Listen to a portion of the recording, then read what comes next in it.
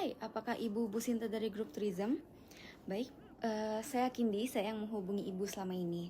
Maaf, tetapi di mana ya anggota grup lainnya? Oh, di sana. Apakah anggotanya sudah lengkap? Baik, mari kita bertemu semuanya terlebih dahulu. Ibu dan Bapak sekalian, mohon perhatiannya karena banyak orang di sini, jadi mari kita lanjutkan ke sana saja. Silahkan ikuti saya. Oke, kita bisa berhenti di sini. Jadi, selamat pagi semuanya. Bagaimana penerbangan Ibu dan Bapak sekalian? Apakah lancar? Selamat datang di Bandung, Ibu dan Bapak sekalian. Ini saya ada bawa hadiah selamat datang dari kami. Izinkan saya memperkenalkan diri saya terlebih dahulu. Nama saya Kini Salma Jamaan, saya dari UPW Tour and Travel. Saya akan menjadi pemandu wisata Ibu dan Bapak hari ini. Bolehkah saya melihat dokumen perjalanan Bapak dan Ibu? Oke, terima kasih. Dan ada berapa banyak barang bawaan Ibu dan Bapak? Saya akan menghitungnya terlebih dahulu. Oke, ada 10 barang bawaan, jadi mohon ditunggu sebentar, saya akan memberikan label bagasi dan saya akan mengatur barang bawaan Ibu dan Bapak sekalian.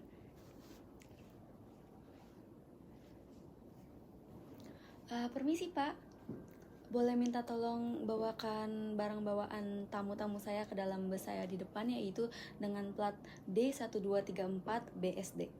Terima kasih Pak.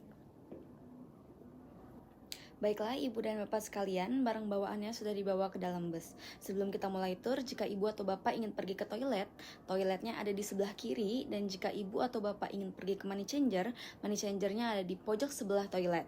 Jadi mungkin apakah ada yang ingin pergi ke toilet atau money changer? Baik, kalau tidak ada, mari langsung ikuti saya saja menuju bus. Sebelum kita melanjutkan perjalanan, mari kita berdoa bersama. Berdoa dimulai. Berdoa selesai. Baik Bapak dan Ibu, selamat pagi. Selamat datang di atas bus atas nama UPW Tour and Travel. Izinkan saya memperkenalkan kembali nama saya dan kru. Nama saya Kindi Salma Jamaan dan di sebelah kiri saya adalah sopir kita hari ini, Bapak Rahmat. Beliau adalah sopir profesional kita yang telah memiliki 10 tahun pengalaman mengemudikan bus ini. Jadi Ibu Bapak tidak perlu khawatir, beliau akan mengantar kita selama perjalanan dengan aman dan nyaman. Mohon disapa beliau. Dan di sebelah kanan saya ada co-driver kita yang kasep, Bapak Imam. Mohon disapa Bapak Imamnya. Sekarang saya akan menjelaskan tentang program perjalanan kita hari ini. Namun pertama-tama saya akan memberikan program perjalanannya terlebih dahulu.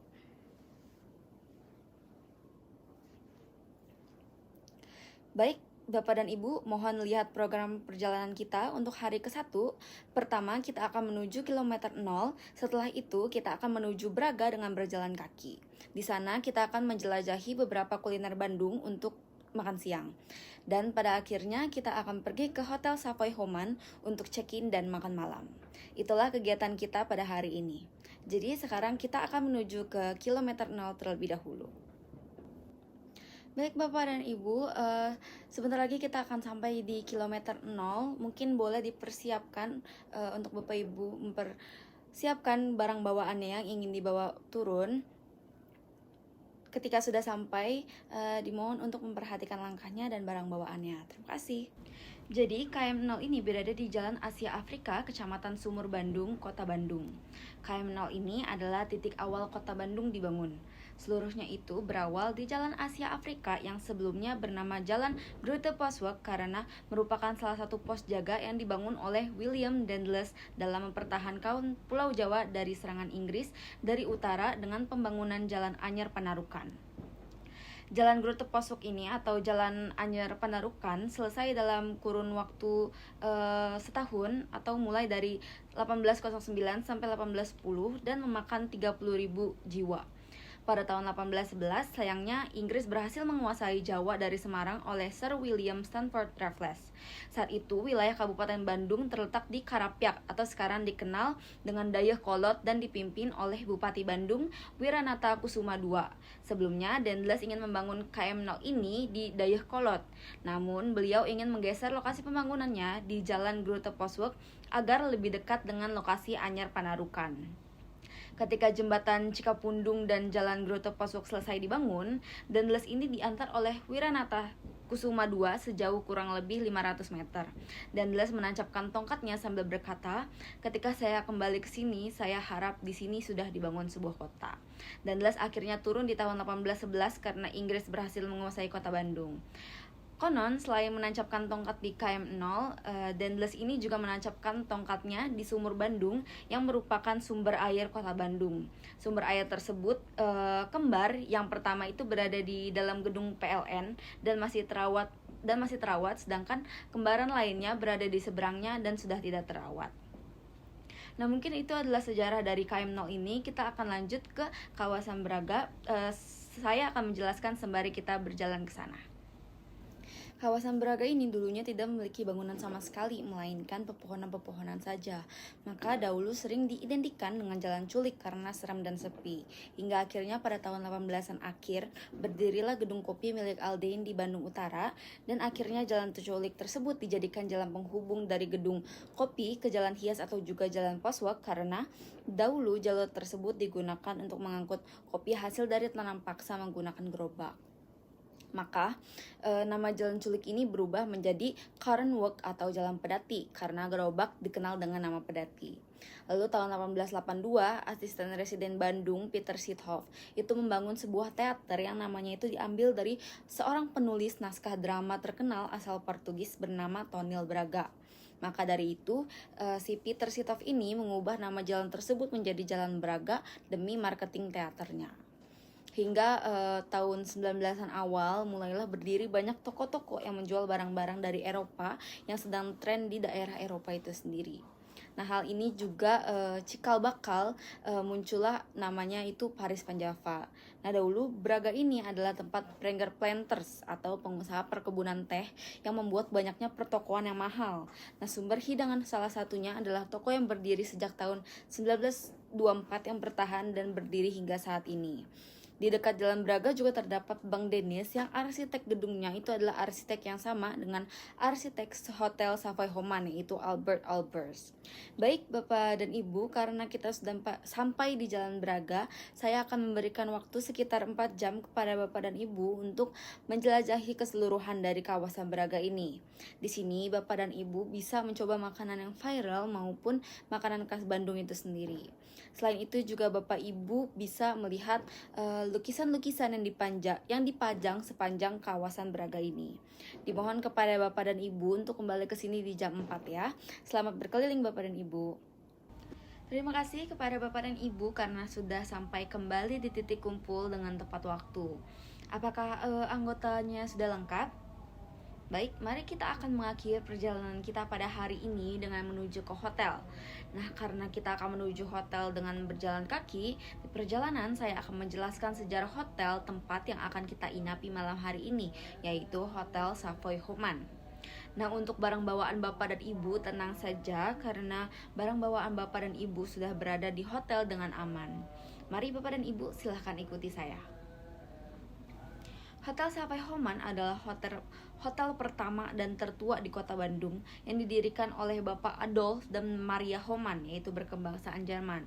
Dulu hotel ini bernama Hotel Post Road. Dulu tuh banyak pengunjung ternama yang menginap di Hotel Savoy Homan tersebut, seperti para pengusaha dari Jawa Timur. Nah, di tahun 1884 dibukalah jalur kereta pertama nih dari Batavia, sehingga semakin banyaklah turis yang menginap karena waktu itu hanya hotel tersebut yang tersedia. Nah, selain itu di tahun 1884 juga kepemilikan Hotel Savoy ini berganti menjadi milik Bapak Van Es dikarenakan meninggalnya Bapak Adolf Homan dan istrinya itu Maria Homan yang kembali ke Jerman. Lalu pada tahun 1910 nama hotel tersebut itu diganti menjadi The Great Hotel Homan dan menjadi terkenal. Namun pada tahun 1930 hotel tersebut menjadi sepi dan mereka memutuskan untuk melakukan renovasi secara besar-besaran yang dilakukan oleh arsitek pertama, yaitu Albert Albers, yang memiliki ciri khas arsitektur seperti ombak yang dikenal sebagai Streamlight Art Deco. Lalu pada tahun 1940 nama hotel tersebut diganti lagi menjadi Hotel Savoy Homan dengan tugu atau tulisan besar di depannya agar lebih dikenal. Nah, waktu dimana Jepang datang ke Indonesia pada tahun 1942, hotel ini beralih fungsi nih, menjadi asrama officer Jepang. Nah, maka dari itu fasilitas-fasilitas dari hotelnya ini mulai terbengkalai hingga pada tahun 1945 yang dimana Jepang akhirnya pergi dari Indonesia, lalu berganti fungsi lagi menjadi tempat Palang Merah Indonesia sampai pindah tangan kepemilikan lagi oleh Bapak Van S menjadi hotel kembali. Pada tahun 1945 juga diadakan konferensi Asia Afrika di Gedung Merdeka, dan banyak nih delegasi-delegasi dari luar negeri yang menginap di Hotel Sapai Homan tersebut. Begitu juga dengan Bapak I.R. Soekarno yang menginap di kamar nomor 244 yang menjadi tarif pada kamar tersebut jauh lebih mahal dibanding kamar lainnya. Charlie Chaplin, sang aktor terkenal, juga pernah mengunjungi Bandung 2 kali dan menginap di hotel yang sama nih Bapak dan Ibu. Baik Bapak dan Ibu, sekarang kita sudah sampai di Hotel Sapai Homan.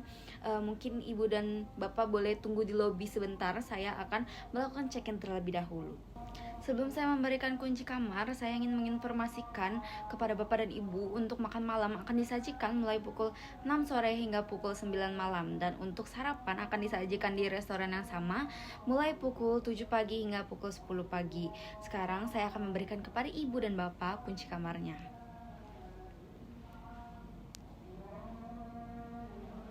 Baik, kamar Ibu dan Bapak berada di lantai 6. Harap untuk ditekan dulu kartunya ditempelkan ke lift sebelum Ibu dan Bapak menekan tombol di lift. Dan mohon diingat, kamar Ibu dan Bapak itu kamar bebas asap rokok, jadi dimohon untuk tidak merokok di kamar. Jika melanggar, Ibu dan Bapak akan dikenakan denda sebesar 1 juta rupiah. Lalu untuk besok kita akan meninggalkan hotel pukul 10 pagi. Jadi harap temui saya di lobi hotel pukul 9 pagi. Apakah ada pertanyaan Bapak dan Ibu? Baik, kalau begitu selamat malam, selamat beristirahat dan sampai jumpa besok.